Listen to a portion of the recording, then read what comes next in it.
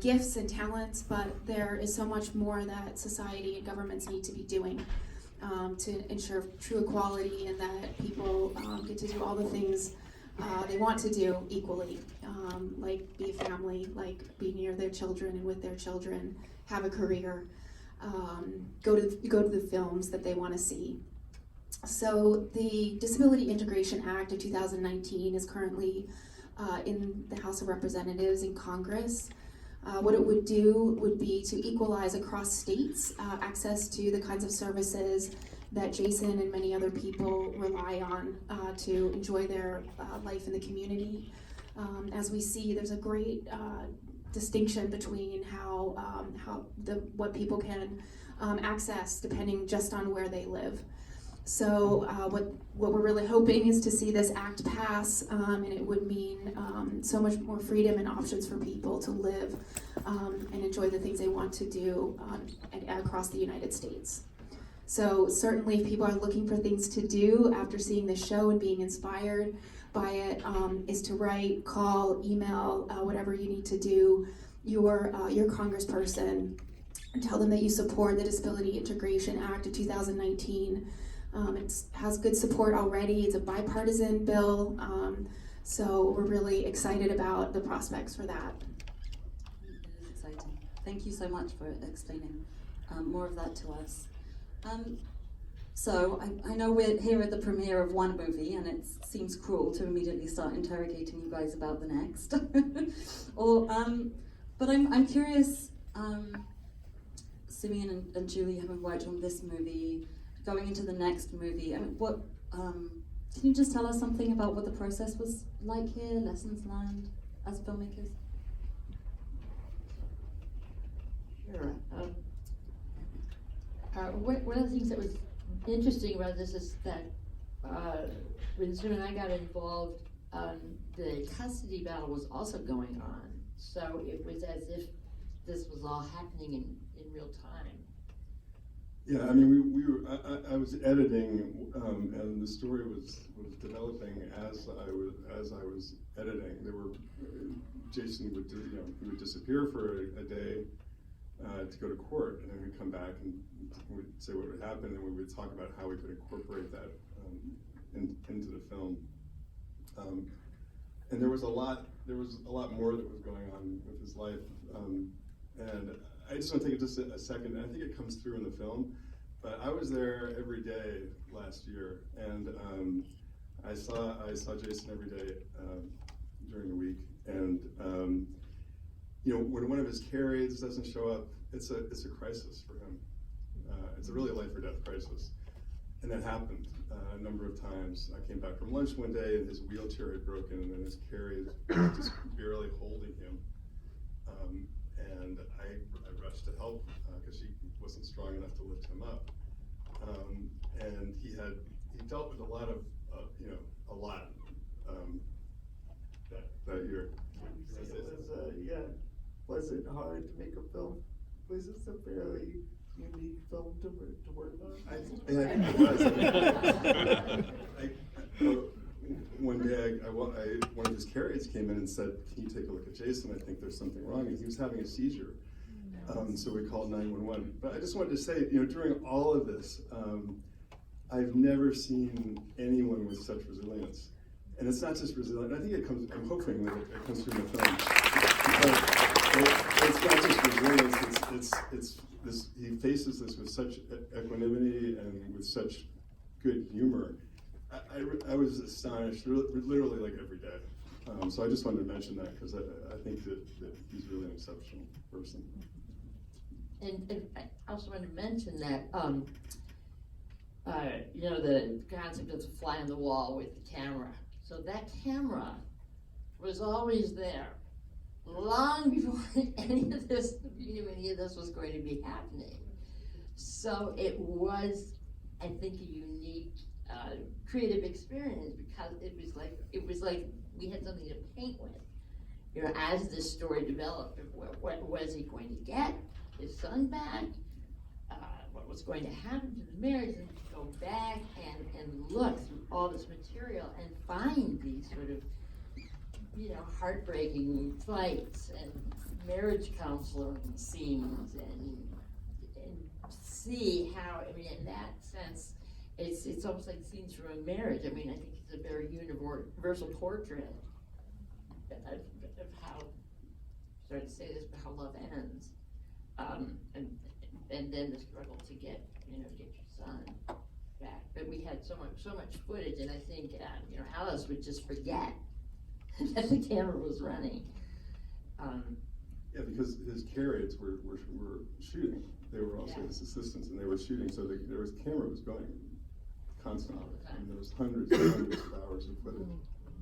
It's extraordinary, and it strikes me, both this movie and When I Walk, the artistry of telling the story of the movie's own production as the content of the movie. I mean, I just think it's pretty rare and it's extraordinarily difficult to do well. And so maybe that's a nice transition to When They Walk, which I understand will be the third movie. Jason, can you tell us a little more about it? Yeah, so it really just picks up where this film leaves off, looking at my own story, but as you said, accessibility. So accessibility is the underlying theme to all three of these films. So it's looking at disability globally, as well as in my own life in the States as well. So I'm not gonna give away too much more of that, but it's just more globally, I would say. So this film really focuses on my own personal life, but life in the U.S. as well. But it's looking outside of the U.S. So that's it. Okay, we'll make do with that tantalizing tidbit. Fair enough. We won't ask more. I think it's time now to turn to the audience for some questions. We have about 10-15 minutes. We have some roving mics if you'd like to make yourself known, hand up, or any other kind of alert. Okay, we have a question.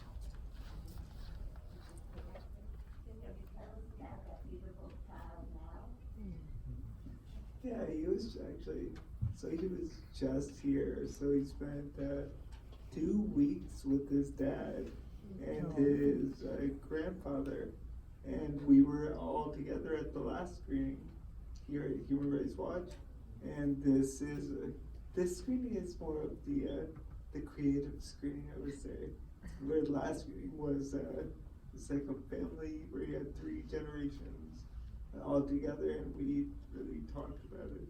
This film from a family perspective, but he's doing really well. He's living life in Texas.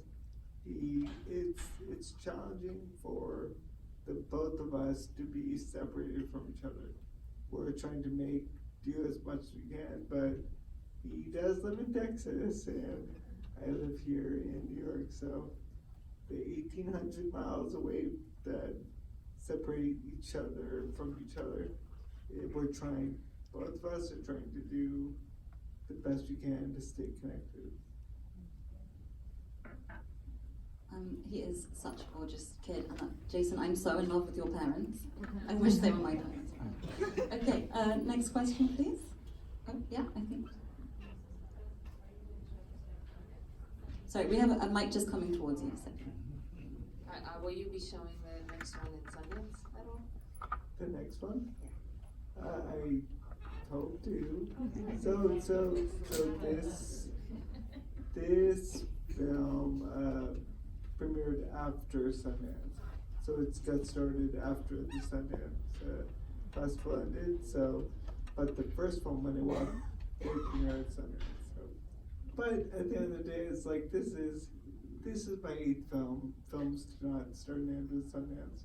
So I'll just keep on going. It's all about the making the films for the mission, which is really why we're here today, for the human rights mission. More questions? Yes.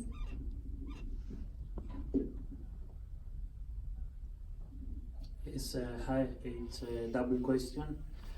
First, how you came up with the script? What was your process in selecting which part of all those stories would be used? And to the editor, can you please speak a little bit about the workflow, how you manage to archive material, separate, and work with, I'm guessing, completely different cameras over the years? Thank you.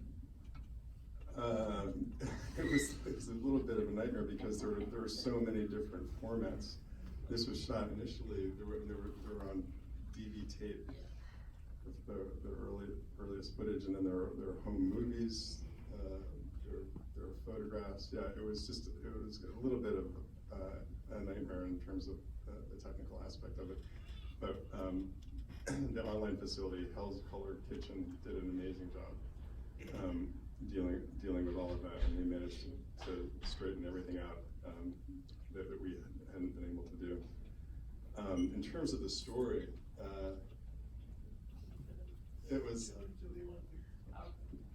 You want to start with that? I mean, Julie and I sat down and spent 3 or 4 weeks just watching the material, and we agreed on really just pretty much on everything that we watched, and we looked for stuff that really made an impact on us. We actually, as we began to see that the story was about, a man and his son, and the love story, which was actually the happy ending of When I Walk, was the Allison getting married.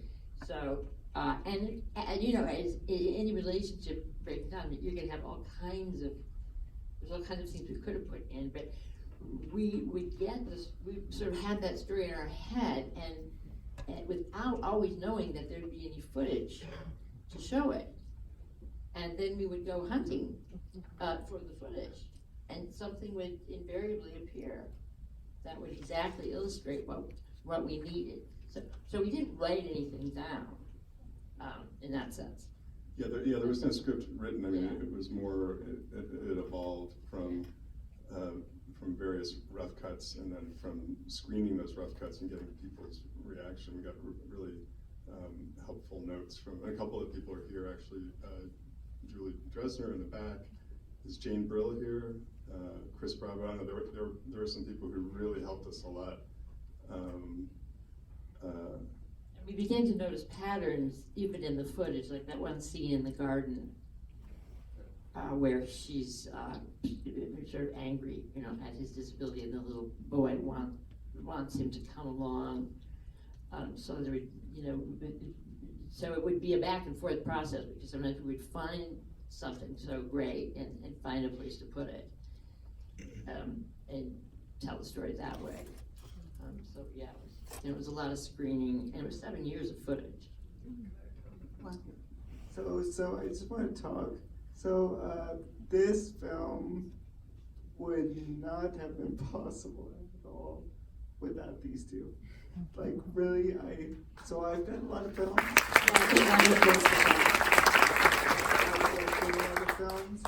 They were my director ad, producer ad together. But for this one, I was just like, I don't want to see this footage. So these two really, it's true, right? So yeah, it was painful. So these two crafted the story and edited the story. And I just really, I put on my director's hat, but I was able, all the hard work of going through all the footage and crafting the story were because of these two.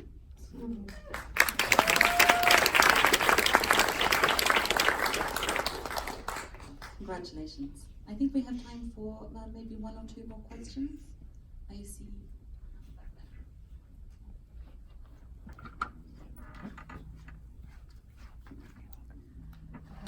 Hello, my name is Eddie, and this question is for Jason. Jason, I'm blind, and today I came to see your film. Despite the fact that there was no audio description available, of course I missed some of the beautiful scenes that made others laugh, and I just was like, okay, I don't know what's happening. But I really enjoyed it, and I wanted to tell you this, and I was just wondering if you have any plans to make audio description tracks, making your films accessible for blind people. Yeah, that is the most important for me right now, because I'm losing my vision, so I can't actually, being a filmmaker, it's funny because you can't see the film that I'm making. So I'm working with everyone around me, but I'm learning this, like, what I'm learning about I'm learning about becoming blind myself. But audio transcription is something that is so important, and there's no way that I could even watch the film or even watch the films at all. So I have to learn how to do these, but it's a new learning process for me. So this film really came out just recently, so we haven't had a chance to give it an audio description track yet, but we plan to in the future, and definitely for the next film. Thank you. Thank you. Anybody else?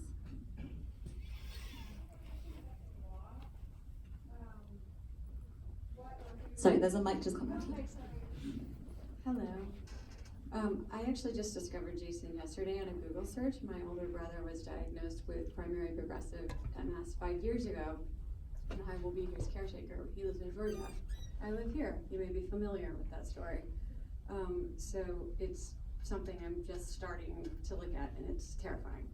I didn't know about that law, and who or what are the major roadblocks to it, and what should the average person do to make sure that attention is brought to it? So this law, the DA law, it's what so it's a federal law. That's the problem is. So the way it works is Medicaid and like care for people with disabilities is at a state-based level.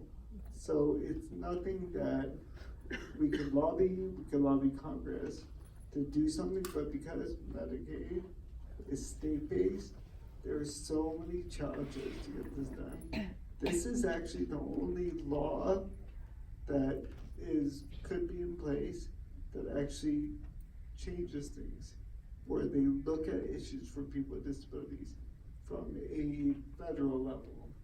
And so, yeah, so that's one really big thing.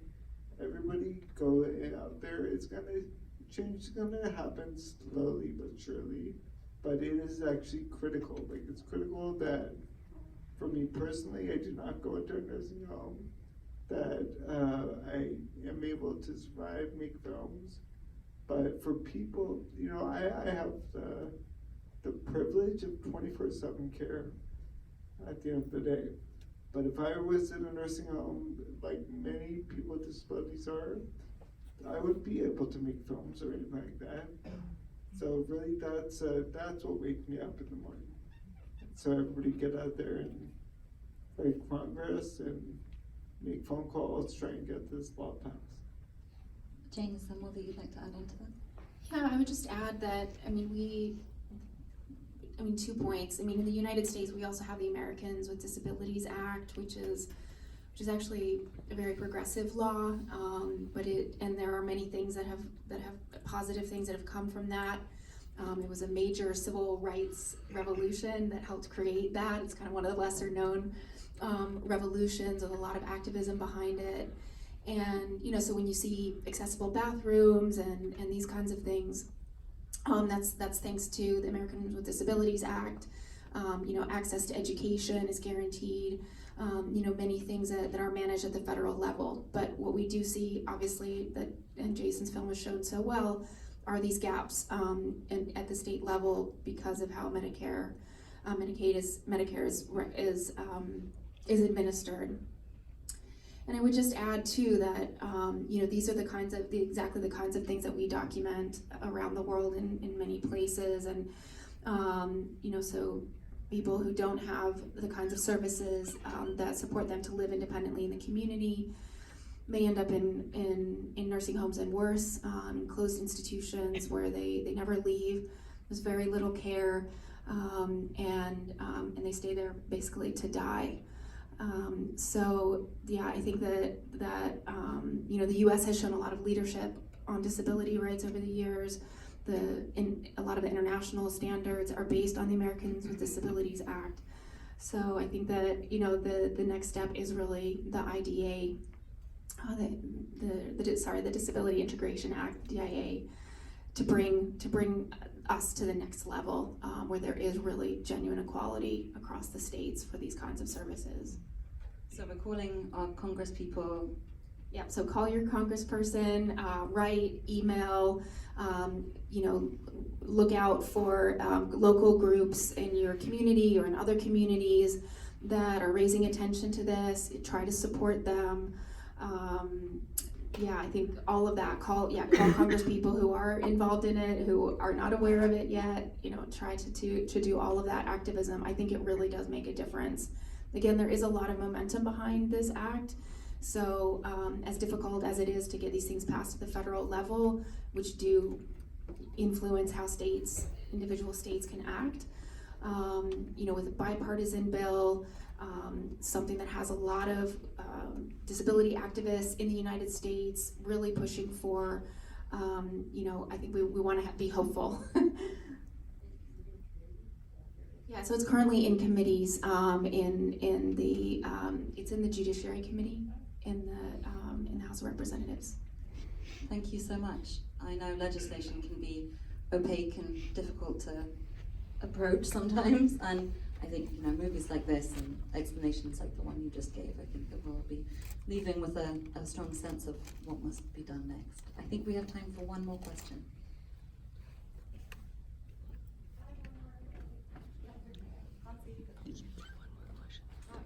Any plans to do anything that primarily focuses on PPMS and not just the activism around the disabilities?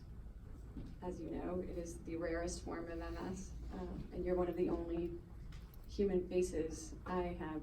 You are the most famous person I know that has PPMS.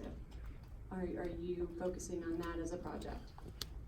Yeah, you probably know it as well as I do, but right now, it was one of these things that just hit me over the head when I was first diagnosed with PPMS, to find out that there's no treatment or cure for this. So really, it's just, for me, it's waiting to see what's on the forefront. There's certain medications that are available for people with PPMS, but there's nothing that is gonna cure it. Or, my hope is that something like stem cell research is on the forefront. I can only do it. All I can do is lobby what I know how to lobby, and then hope for the best and live as long as I can and healthy as I can, especially for my son. And that's the life I have.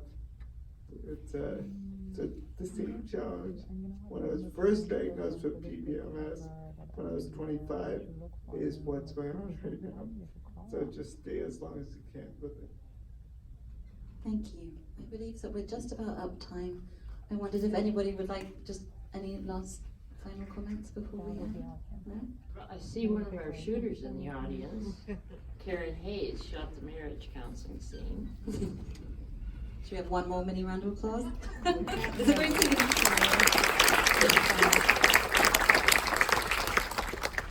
Otherwise, all that leaves me to say is thank you so much, all of you, for joining us here. Thank you, everybody, for coming out on this really night.